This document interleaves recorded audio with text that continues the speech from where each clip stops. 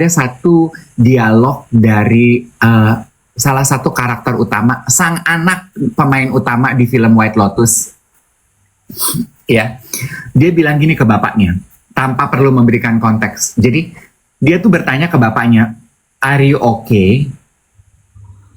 Si anak nih kerja ke bapaknya, kerja untuk bapaknya. Jadi dia nanya, terus bapaknya kan menutupi fakta hidup ya, "No, I'm okay," gitu. Terus dia bilang gini, "Pak, lu tuh harus bilang lo sama gue kalau hidup lo nggak kenapa-napa. Karena gue itu kerja buat lo. Pekerjaan gue nyambung dengan pekerjaan lo. Dan pekerjaan lo itu, dan apa yang gue kerjakan di hidup gue itu adalah diri gue.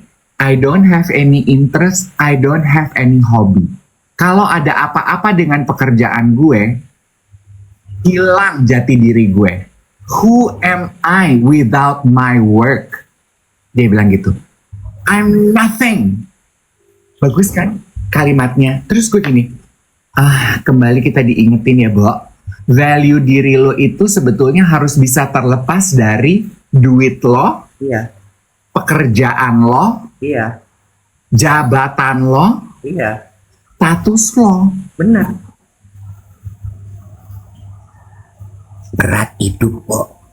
Makanya paling bener kalau ada yang bisa menanggung langganan Netflix, langganan HBO Max, kenalin deh.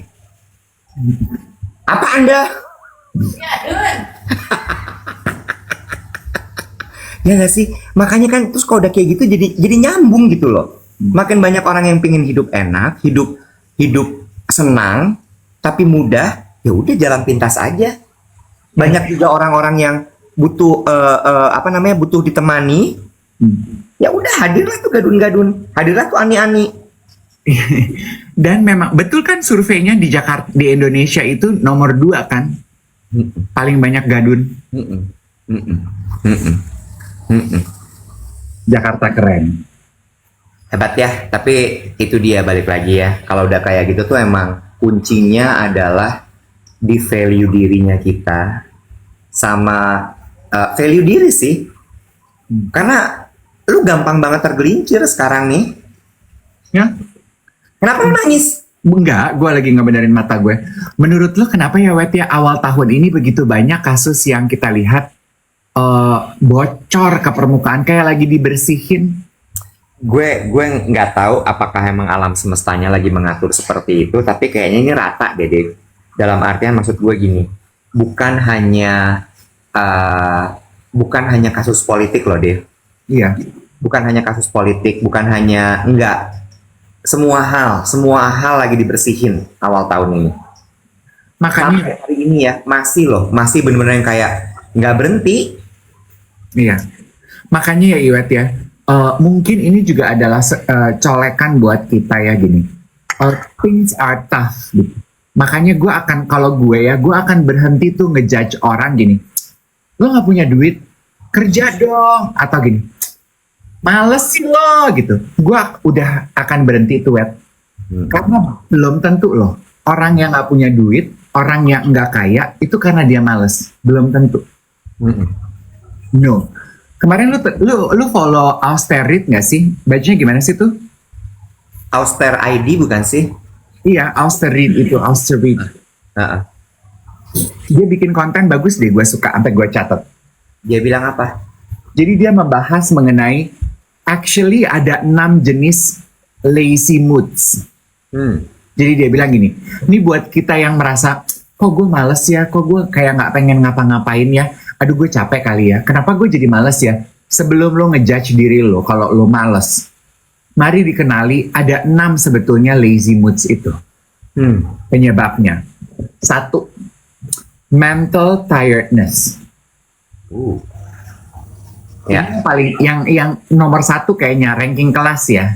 Ya. Mental tiredness tuh secara mental lo kelelahan, burnout gitu kan.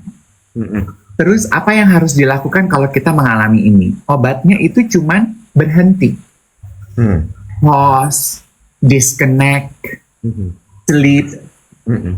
Itu kalau mental tiredness. Tapi nggak semua laziness penyebabnya mental tiredness. Ada juga fear-based laziness. Lo males karena lo sebetulnya takut. Hmm. Mau mengerjakan sesuatu, takut gagal. Terlalu besar targetnya. Hmm. Terlalu overwhelmed apa yang ada di depan mata. Hmm. Quick fix-nya apa dong? Start something small. Ya, The whole philosophy of how do you eat an elephant? ya, Breaking it down into small pieces, right? ya, ya, Terus sadari kalau hasil itu memang nggak akan sempurna selalu. ya, ya. Memeluk dan mulai berdamai dengan rasa takut gagal. Betul. Karena dalam memulai sesuatu katanya kita memang pasti kok akan takut gagal. Hmm. Terus ada juga overwhelm and Tiredness. Kedua adalah apa tadi, mental fatigue ya, fear-based laziness. fear-based laziness. Oke. Yang ketiga itu overwhelm dan juga decision fatigue. Ada kan orang-orang yang kelelahan dalam mengambil keputusan. I see in some of my friends gitu ya, yang gini.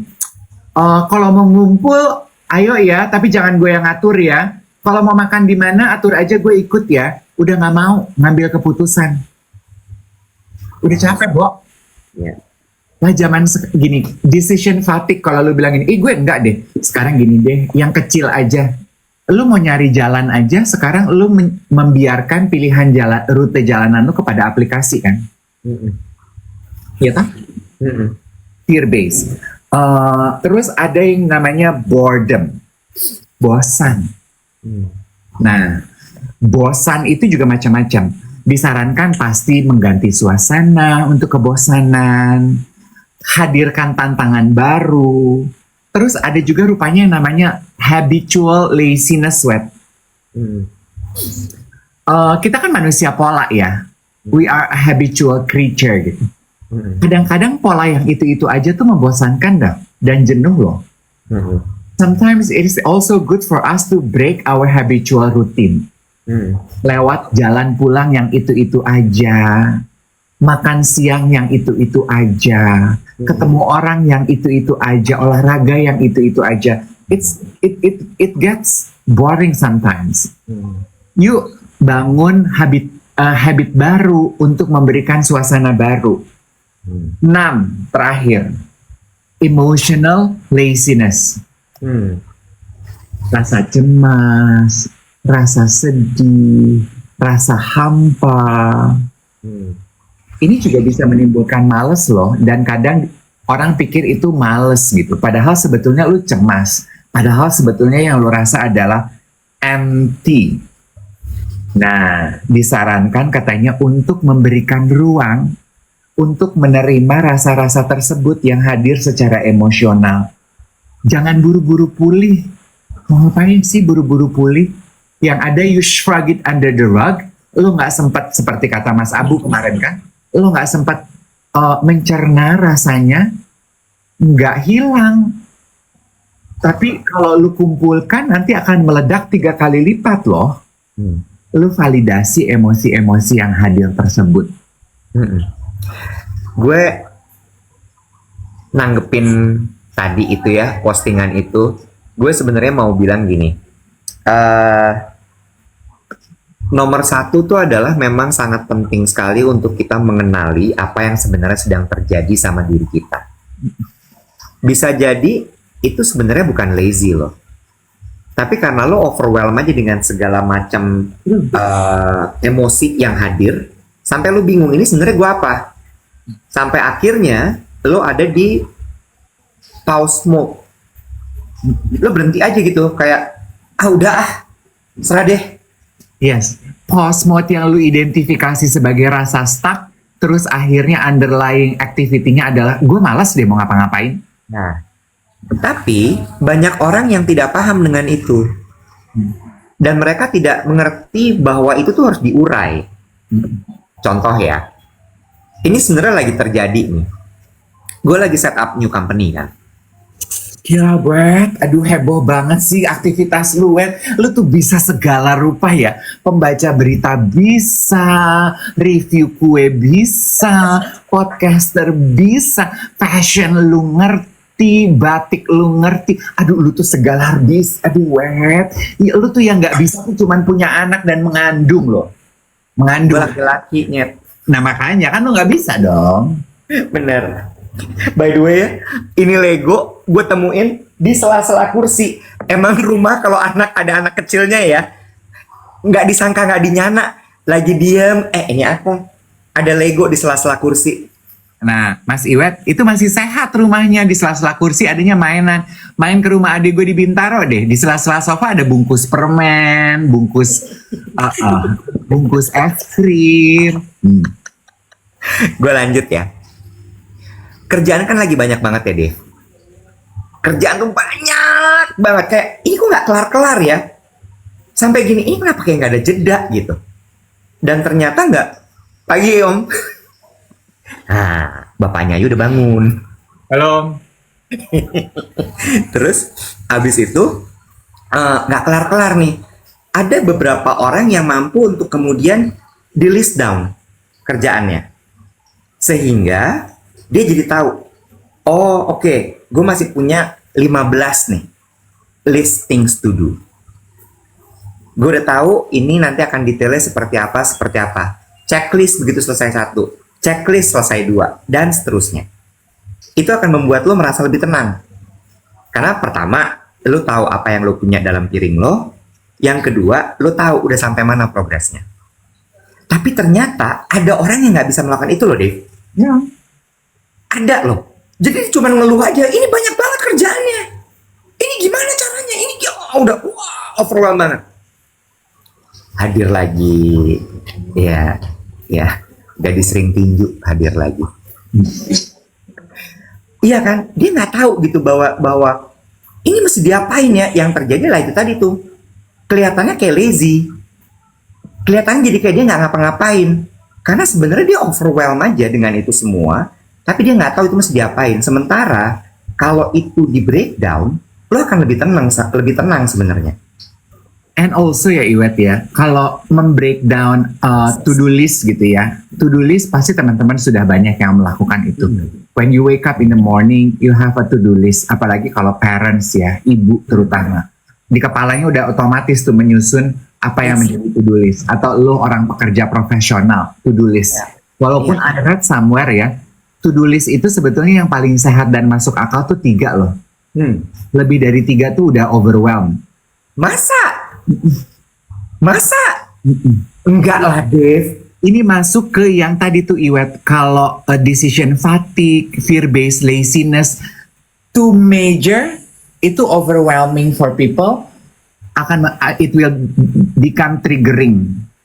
Enggak lah, Dave. Masa sehari cuma 3 to-do list? Nanti gue cari ya. Gini Wet, buat orang-orang yang hyperactive kayak lo nggak bisa terima. Ya kan? Kok cuma 3, terus the rest of my day mesti ngapain? The key is, kalau lu udah selesai 3, lu tambah lagi add-on. Oh, pokoknya tetap plafonnya 3. Iya. Oh, Because bukan lo abis berhenti, terus lo leha-leha, enggak. Abis lu 3 achieve, lu pensiun. Enggak. Karena 3 itu, Wet, ya whatever the number ya, 3 itu plus minus angka yang secara psikologis attainable for people. 3, karena gini, feel good loh, banyak distraksi ya Mas Iwet. Lanjut, maksimal 3.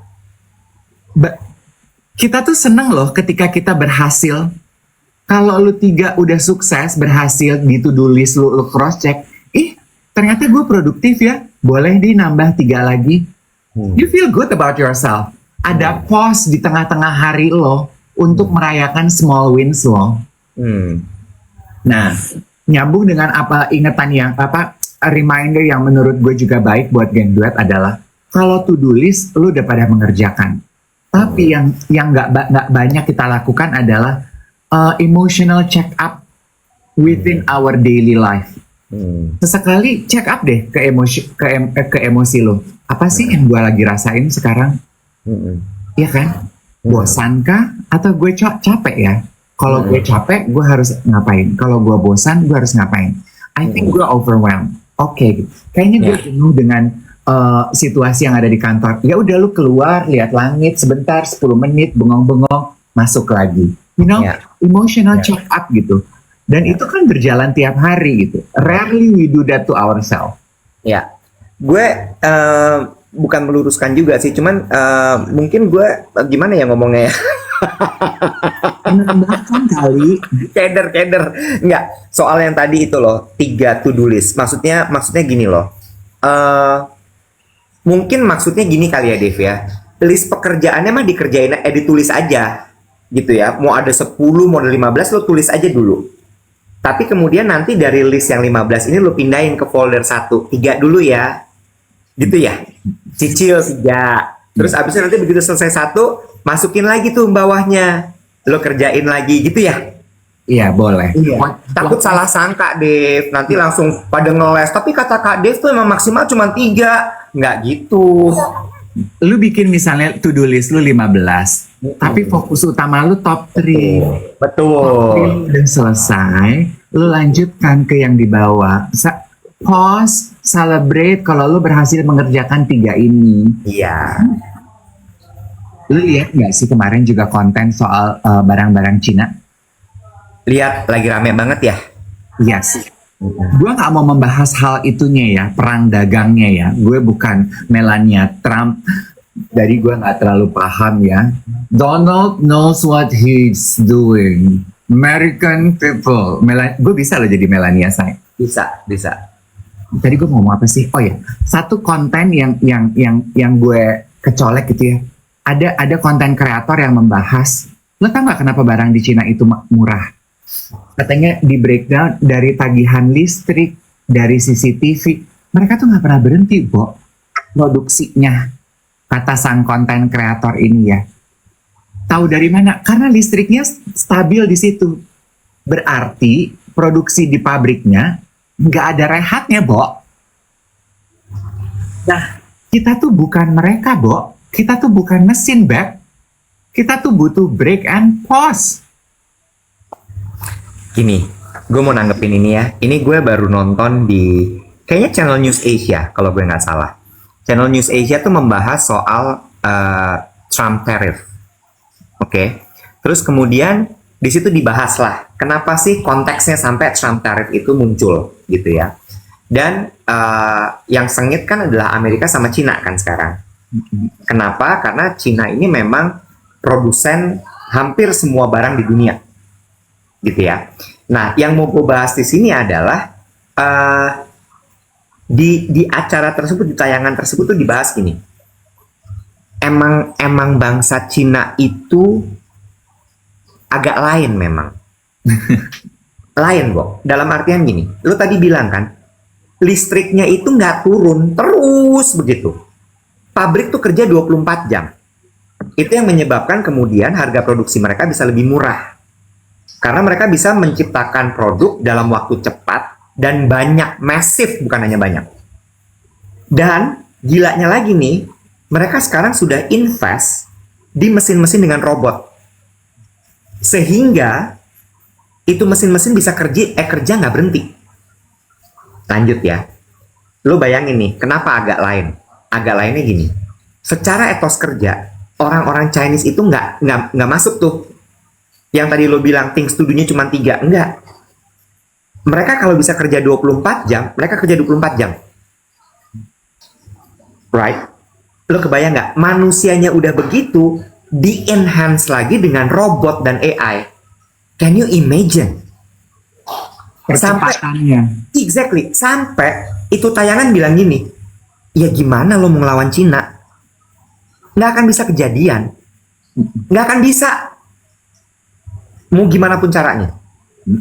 Karena satu, etos kerja orangnya aja emang udah agak lain. Dipercepat lagi dengan AI dan juga robot, ya meletup. Ya. That's why kalau menurut Trump harus ditahan dengan cara tarif Trump. Menurut dia begitu. Cuma gue tuh mau bilang gini loh. Ini pilihan. Ya, tidak bermaksud untuk bilang bahwa semua orang harus bisa begitu supaya sukses. Cuma kalau misalnya memang lo mau menjadi raksasa,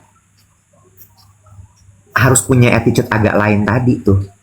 Emang, kan gue pernah cerita ya pengalaman yang gue lihat first hand sendiri dengan mata kepala sendiri. Gue nge-MC untuk sebuah company lah gitu ya. Remember right? Di situ ada tenaga profesional dari Cina gitu. Terus gue berada di dalam satu ruangan bersama dengan mereka. Jadi tenaga kerja Indonesia dengan tenaga kerja Cina gitu ya, tenaga kerja Cina. Terus mereka sendiri antar the Chinese workersnya itu juga ngomong gitu ya, gini bercanda gitu ya, karena tenaga kerja Indonesia gini, can we start? Lunch break, oke. Yang Cinanya balik lagi gitu, terus gini, can we start? Cigarette break, oke. Can we start now? Break, oke. Terus gini, so lunch break, cigarette break, prayer, and when are we starting? Ya. Banyak breaknya, Beb. Siapa? Kalau orang Indonesia? Ember. Itu dia. Ini cerita lagi ya. Temen gue tuh pernah kerja di project Mekarta. Iya, lucu. Iya. Gue pernah cerita ya. Dia bilang gini, menurut gue temen gue itu udah agak lain tuh. Kerjanya kayak orang gila. Tapi pas dia cerita di tempat tersebut, dia bilang, wah itu sudah beda banget. Meeting tuh bisa baru mulai, dia baru dapat giliran meeting jam 1 pagi, Bo. Jam 1 pagi, terus gue tanya gitu ya. Pagi, terus gue tanya gitu, itu orang gimana sih? Terus pagi dia udah kerja lagi. Gue sampai gini, wah gila sih. Itu bener-bener definisi agak lain seutuhnya, tau nggak lo? Karena mereka rajin makan ginseng kali ya. Apa? Is it the food or what? No, I think it's the DNA. Beda, Bo. Emang. Dan dari situ gue cuman gini, ya pantesan ya. Mereka tuh bukan hanya ulet, bukan hanya getol, tapi emang fisiknya juga udah beda sama orang lain. Aneh ya. Terus gue gini, ginseng mah Korea. Oh iya bener. Sama culture dan juga upbringing. Sama juga mungkin ini ya Iwet ya, karena penduduk mereka kan banyak ya, Bo. Jadi sense of competitiveness-nya itu terbangun dari kecil gitu. Yeah. Kalau gue nggak bring my A game, yang akan menggantikan gue banyak, bro. Semua orang ngantri. Cina juga ada ginseng sih, aku ingatnya bener. Ada. Asalnya kayak dari Cina malah ginseng itu. Sekarang ada juga ginseng US. Oh ada. iya. Akarnya blonde bener. Ada yang brunette juga. Tinggal pilih aja maunya yang gimana.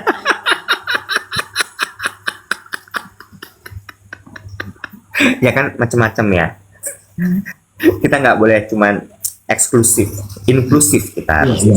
Kita nggak boleh hanya cuman membahas ginseng Korea dan Cina ya. Siapa tahu di Amerika juga ada ginseng gitu. Ada lebih mahal ginseng US tuh. Iya. Lebih mahal. Hani Joseph meluruskan, katanya memang awalnya tuh ginseng dari Cina loh. Jepang sama Korea yang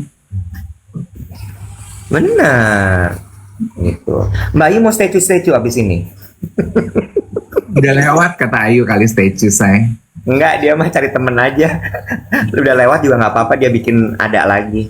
Tapi bener loh, masalah etos kerja itu tadi balik lagi gitu, bahwa probably is not lazy. Mau masuk ya. Sip-sipan. Yuk, Menteri Ceria kayaknya ada satu bangku kosong kan. Melanie lagi di Korea tuh. Oh, Korea dia. Ada, gila. Di grup dia lagi di Korea. Gue bisa loh gantiin Melanie. Kata aku mah, kan kita butuh satu sosok yang berkebaya. Yang paling motherhood, yang mengayomi kita. Ya kan, Kak. Pakai kimono juga bisa sih itu. I like. Iya kan. Oh jadi lu fitting kebaya ya. Jadi adatnya Jawa nih. Si Iwet mau sunatan. Iya.